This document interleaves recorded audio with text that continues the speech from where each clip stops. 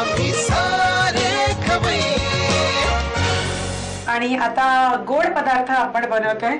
कसलं dessert? Banana dessert. Banana dessert.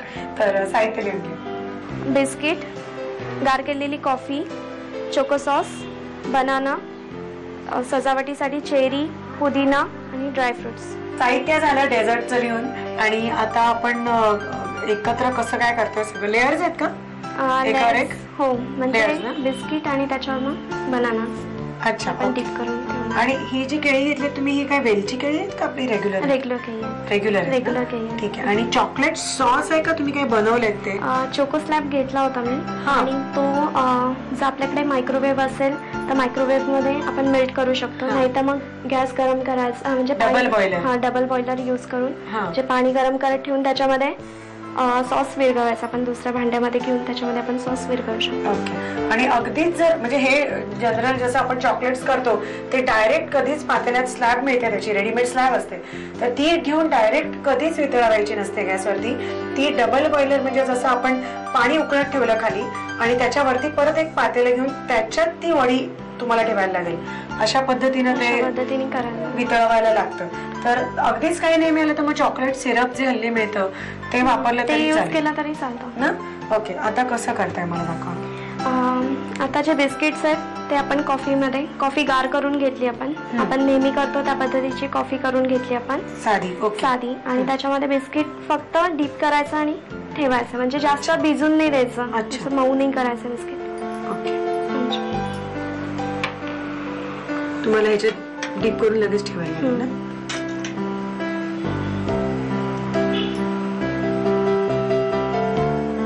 अशी सगळी बिस्किट मला वाटतं आधी मांडून घेणार का? हो. बिस्किट मांडून घेतल्यानंतर त्याच्यावर मग केळीचे स्लाइस ठेवायचे. अच्छा. ह्याच्यात डीप केल्यामुळे थोडीशी सॉफ्ट होतील. सॉफ्ट होते. आणि आपण जी ही बिस्किट घेतली ती जास्त गोड नसतात. मग थोडस कॉफीचा टेस्ट पण त्यांना येतो. मुळात हीच ऍक्च्युली घेतली की ते जरा खाता येईल व्यवस्थित, नाहीतर मग खूप गोड पण चांगलं नाही वाटत. त्याच्यामुळे मग ठीक आहे, आपण असं एक जरा सर्कल करून घेऊया बिस्किटांचं, म्हणजे आपल्याला पुढचं ते डेझर्ट बनवता येईल. चांगलं मस्त आपलं फूल तयार झालं ना. ओके. आता काय करताय?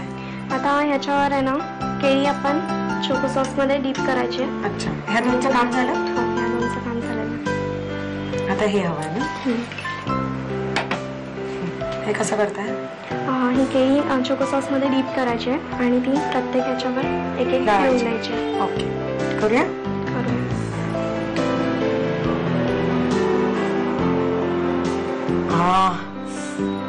यम लागणार आहे. प्रत्येक बिस्किटवर एक एक ठेवायचं का? म्हणजे ते दोन्हीची पण टेस्ट आहे. बनाना पण आपल्याला खाता येतो, त्याच्यानंतर बिस्किट पण.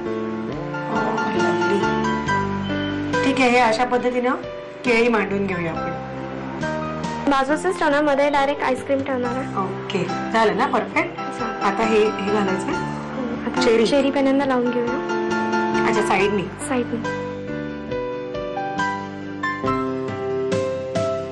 आणि तुम्ही हे काय घेतले? पुदिन्याची पानं आहेत ती. पुदिन्याची पानं. आता आमची ही सजावट चालू आहे. आणि ड्रायफ्रुट्स नुसते भुरभुरायचे. ड्रायफ्रुट्स ह्याच्यावर साईडला काजू लावून घेऊया.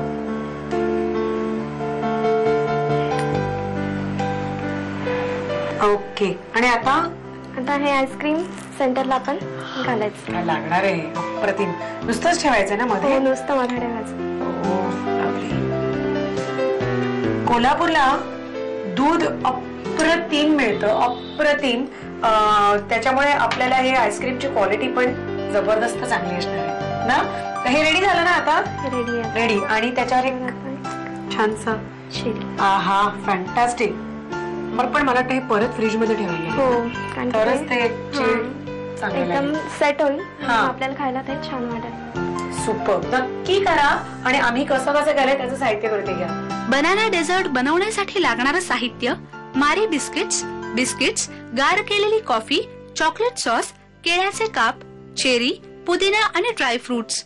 कृती: डार्क चॉकलेट वितळवून चॉकलेट सॉस तयार करावा. बिस्किट्स थंड कॉफीमध्ये थोडीशी भिजवून घ्यावीत. केळ्याचे काप चॉकलेट सॉस मध्ये घोळवून बिस्किट्सवर ठेवावेत.